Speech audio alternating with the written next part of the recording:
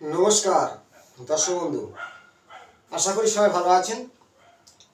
বৈদিক জ্যোতিষ শাস্ত্র বিভিন্ন তত্ত্ব ভিডিওর মাধ্যমে আপনাদেরকে আমি দিয়ে থাকি। ভিডিও বাড়িতে বসে দেখুন। পার্ট 1 আয়ুরেখার ভিডিও আমি দিয়েছি। পার্ট 2 মস্তিষ্ক রেখা। মস্তিষ্ক রেখা শিরোরেখা, ওকে বলা হয় মাতৃরেখা।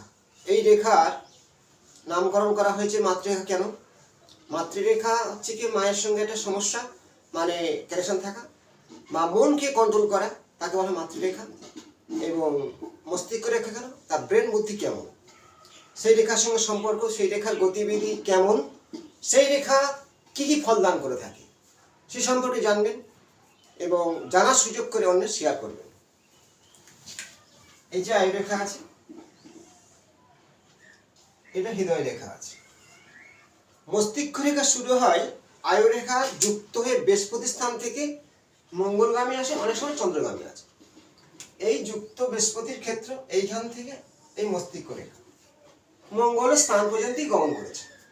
যদি কোনো জাতক জাতিকার হাতে দু হাতে মস্তিষ্ক সুগঠিত সৌন্দর্য বৃহস্পতির ক্ষেত্র আয়ুরেখা যুক্ত হয়ে মঙ্গলের ক্ষেত্রে গমন করে, তাহলে সেই জাতকের ক্ষেত্রে কি বোঝায়?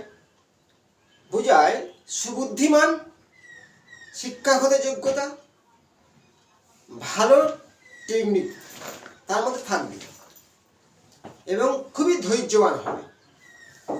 এই রেখা সুগঠিত হওয়া খুবই জরুরি। রেখা মস্তিষ্ক রেখার নাম কেন? মস্তিষ্ক মানে ব্রেন, তার কতটাই ভালো। মাতৃরেখা কেন বলা হয়? মনকে কন্ট্রোল করার জন্য মাতৃরেখা বলা হয়, মায়ের সম্পর্ক।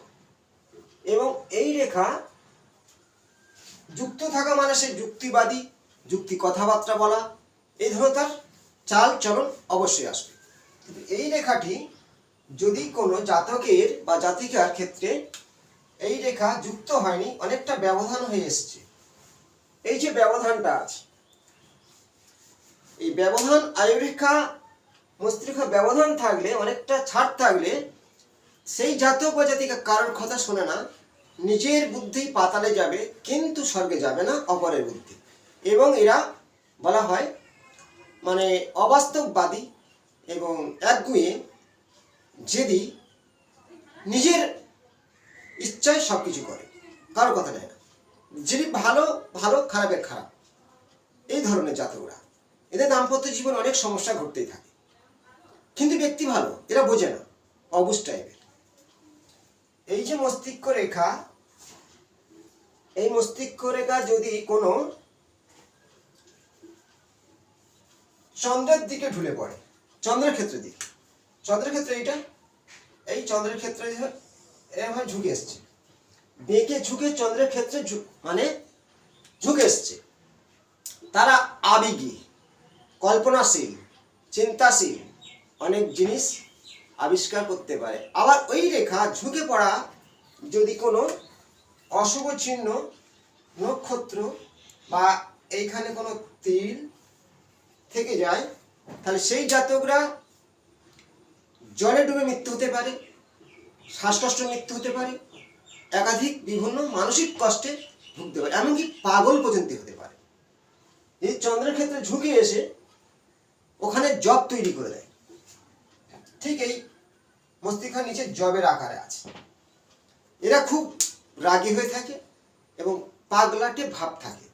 আর চন্দ্রের ক্ষেত্র এখানে কোনো রকম যদি অশুভ চিহ্ন থাকে, খাড়া ডাবা থাকে, মস্তিষ্ক রেখা এইভাবে আসে। যদি এখানে কোনো অশুভ চিহ্ন না থাকে, এটা কল্পনাশীল, এরা অনেক কিছু ভাবুক। এই মস্তিষ্ক রেখা আরেক দুটো শাখা দেওয়া, একটা মঙ্গলগামী, একটা হচ্ছে কি চন্দ্রগামী। এই দুদিকে মস্তিষ্ক মানে দুটো শাখা একটা রেখায়। কখনো এরা ভালো মানসিকতা, কখনো খারাপ নেগেটিভ মানসিকতা আসে। এদের মধ্যে মানে দুমুখ সাপ বলা হয়। একজনের কাছে একটা কথা বললো, একজনের আরেকটা কথা বলবে। এরা আবার একটু গভীর জলে চলে।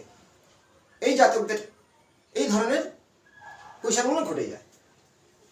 আর এই মস্তিষ্ক রেখা সম্পর্কে ভালো করে জানুন। যদি মস্তিষ্ক রেখা আয়ুরেখা সংলগ্ন জুড়ে মঙ্গলগামী আছে, এর মাথায় জবের চিহ্ন থাকে। মঙ্গলের ক্ষেত্রে জবের আকার মস্তিষ্ক রেখার মাথায়। এদেরকে বলা হয় এক ধরনের মানে দাম্পত্য জীবনের উপরে একটা নেগেটিভ প্রভাব পড়ে, অশান্তি, এবং এরা খুব রাগী হয়ে থাকে, হঠাৎ করে রেগে যাওয়ার সম্ভাবনা প্রবল থাকে। মঙ্গলের ক্ষেত্রে এক শিরোরেখা লেগেছে, তার সাথে জব চিহ্ন, হঠাৎ রেগে যাওয়ার কারণ। আবার এই মস্তিষ্ক রেখার উপরে যদি কোনো রকম ক্রস তৈরি করে দেয়, জবের আকার করে, আর তিল থাকে বা কেটে দিয়েছে, বুঝতে হবে মস্তকে আঘাত হবে। এই রেখা ভাঙলে কাটলে, তিল থাকলে আঘাত হতে পারে, জব চিহ্ন থাকলে আঘাত হতে পারে, ক্রস চিহ্ন থাকলে ভয়ঙ্কর আঘাত হয়ে মাথা ফেটে যেতে পারে। কোন কোন বয়স হবে? এই রেখাটাকে যেমন আয়ু রেখার আমি বয়স দেখেছিলাম, তেমনই এরও বয়সটা ধীরে 10, 20, 30 এইভাবে মেপে আসতে হবে। সেই বয়সে এই ঘটনাগুলো ঘটবে। মস্তিষ্ক রেখা অনেক সময় দেখা যায় এই একটা ছোট, আরেকটি মস্তিষ্ক রেখা বড়। কি বোঝায়?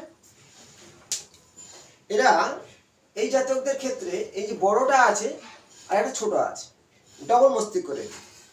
এদের কিন্তু সুবুদ্ধি নেই, কুবুদ্ধি নেই, এরা একটু বোকা হয় বেশিরভাগ এই ছোট আর বড় হওয়ার কারণে।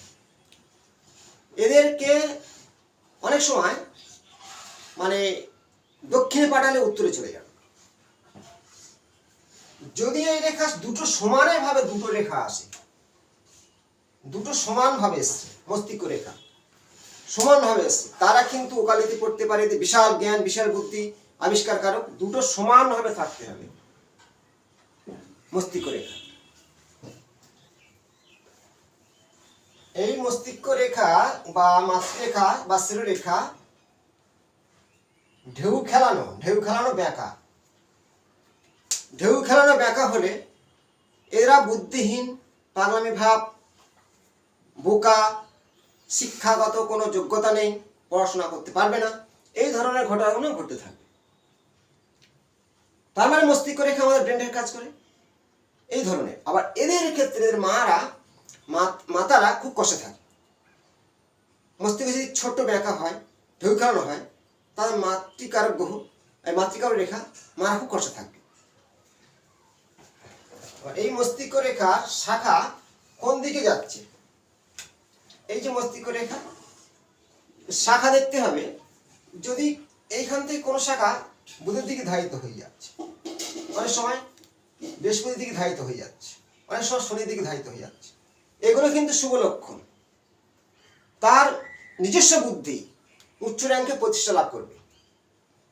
উপর দিকে কোনো মস্তিষ্ক ধাবিত হলে যদি কোনো রেখা ব্যাগে এইভাবে এসে যায়, সেটা কিন্তু তার নিম্নমুখী রেখা, তার নিচে লাগাবে, তার সর্বক্ষেত্রে বাধা সৃষ্টি করবে। এই যে মস্তিষ্ক রেখার উপরে যে ফর্মুলাগুলো নিজেরা হাতে মেলাবেন, এই যে মস্তিষ্ক রেখা সুগঠিত আছে, যদি এইখানে কোন রকম ত্রিভুজ চিহ্ন তৈরি করে, এইভাবে ত্রিভুজ বা চতুর্ভুজ, এটা কিন্তু সুলক্ষণ। একাধিক ঘর বাড়ি গাড়ি অবশ্যই আসবে, আর্থিক উন্নতি হবে, এই ধরনের চিহ্ন থাকবে। মস্তিষ্কের উপরে শুভ চিহ্ন ত্রিভুজ বা চতুর্ভুজ। এবার মস্তিষ্ক রেখা অনেক সময় হৃদয় রেখার সঙ্গে সংলগ্ন হয়ে যায়, এইভাবে উঠে এই হৃদয় রেখার দিকে চলে যায়। হৃদয় রেখার দিকে গেলে মানে হৃদয় আর মন দুটো কানেকশন হচ্ছে। অনেক সময় এই হৃদয় রেখার দিকে যখন যাবে, এই হৃদয় রেখা কাটলে কিন্তু সমস্যা হবে। হৃদয় রেখার দিকে গিয়েছে বা হৃদয় রেখা সংলগ্ন হয়ে একসাথে হয়ে গেছে, কাটেনি, জুড়ে গেছে, এদের ক্ষেত্রে বিভিন্ন সমস্যা সবসময়ের জন্য লেগে থাকবে। এটা শুভ মস্তিষ্ক রেখা নয়। আবার এই মস্তিষ্ক রেখার শাখা কিন্তু গেলে ভালো, ডাইরেক্ট জয়েন্ট হয়ে গেছে, সেটা কিন্তু শুভ লক্ষণ নয়। মস্তিষ্ক স্ট্রেট সোজা সৌন্দর্যভাবে আসতে হবে, সেটা শুভ। কোনো রেখা ভেঙলে কোনো দিকে গেলে সেটা অশুভ লক্ষণ বলা যায়। শুভ রেখার পজিশন হলো যুক্ত হয়ে ঠিক এই মস্তিষ্কটা শুভ রেখা বলা হয়, শুভ মস্তিষ্ক। মস্তিষ্কের কোনো বিকার নেই। এবার মস্তিষ্ক রেখার উপরে অনেক সময় করাত টাইপের চিহ্ন থেকে যায়, করাত টাইপের, জবের আকার, শৃঙ্খল শৃঙ্খল, এগুলো কিন্তু অশুভ লক্ষণ। যেইখানে থাকবে সেই বয়সে হঠাৎ করে এরা মস্তিষ্কের বিকার হতে পারে বা কুমানসিকতা এসে কাউকে মেরে দিতে পারে। মস্তিষ্ক রেখা এই ধরনের নেগেটিভ ফল দান করে থাকে। এইগুলো ভালো করে নিজেদের মস্তিষ্ক রেখার উপরে ফলো করে দেখতে হবে। আরো একটা মস্তিষ্ক রেখার আমি ফর্মুলা দেখাবো। এই যে মস্তিষ্ক রেখা, আয়ু রেখা, এই আয়ু রেখা আছে, ছোট মস্তিষ্ক রেখা দেখো, সুন্দর কিন্তু ছোট। এদের ক্ষেত্রে শিক্ষাগত যোগ্যতা হয় না, ভালো পড়াশোনা করতে পারে না এবং বুদ্ধি খুব কম হয়, কিন্তু এরা সরল মানুষ হয়ে থাকে বেশিরভাগ। সুগঠিত মানে কোনো ব্যাকা নয়, কাটা নয়, ছোট ছোট হওয়ার জন্য সুমস্তিষ্ক। আবার এদের ছোট হওয়ার কারণে বেশি মানে 40-42 বছর বয়সে পরে থেকে এরা প্রচণ্ড মানে মাথার কোনো কাজ করাতে পারে না, বুদ্ধি খাটে কোনো কিছু করতে পারে না। আর 40-45 পর্যন্তই কোনো রকম এদের বুদ্ধি কাজ করবে। ছোট মস্তিষ্ক রেখা 40 পর থেকে আর এদের কাজ করে না মস্তিষ্কে, মানে একটা হতভম্ব মার থাকে। মস্তিষ্ক রেখায় যদি আয়ু রেখার দিকে পুরো ঝুঁকে এসে এইভাবে চলে আসে, দেখো অনেকের ক্ষেত্রে এইভাবে চলে আসে, এইভাবে বেঁকে চলে আসে, এটা কিন্তু অশুভ লক্ষণ।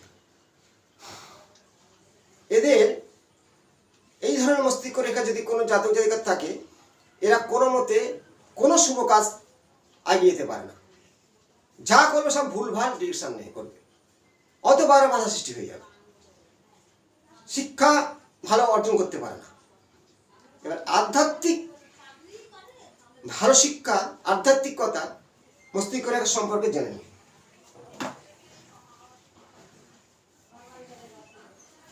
বৃহস্পতির ক্ষেত্র আয়ু রেখা আছে, আর এই বৃহস্পতির ক্ষেত্রে যুক্ত হয়ে মস্তিষ্ক রেখা এসে এই যে মঙ্গলের দিকে যায়নি, মঙ্গল স্থান হয়ে একটু একটু চন্দ্রের দিকে ঢুলে পড়েছে, একটু চন্দ্রের দিকে আছে, পুরো আসেনি। কিন্তু সুগঠিত মস্তিষ্ক রেখা, এই মস্তিষ্ক রেখাগুলো এরা আধ্যাত্মিক চিন্তা ভাবনা এদের মধ্যে বেশি থেকে যায়, ঈশ্বরের প্রতি আধ্যাত্মিকতা, বাস্তব কথা, বাস্তববাদী সুচিন্তা ভাবনা।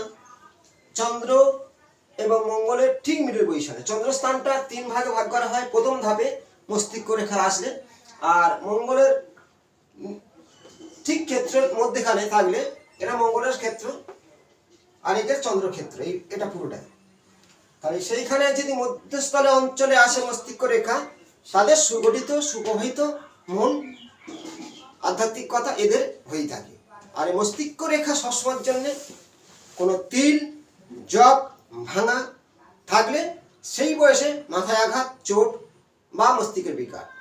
কোনো জাতক যদি মস্তিষ্ক রেখা এই যে চন্দ্রের দিকে ঢুলে চলে এসে জবের আকার বা নক্ষত্র চিহ্ন বা তিল চিহ্ন থাকে, তারা কিন্তু হঠাৎ পাগল হতে পারে, জ্বরে মৃত্যু হতে পারে বা হঠাৎ কাউকে মেরে দিতে পারে। এই মস্তিষ্ক রেখা নিয়ে আমি পার্ট 2-তে আমাদের সামনে ভিডিও তুলে ধরলাম। পরবর্তী অংশে আবার হৃদয় রেখা নিয়ে দেখাবো। প্রত্যেকে দেখবেন, শেয়ার করবেন, ভালো থাকবেন, নমস্কার।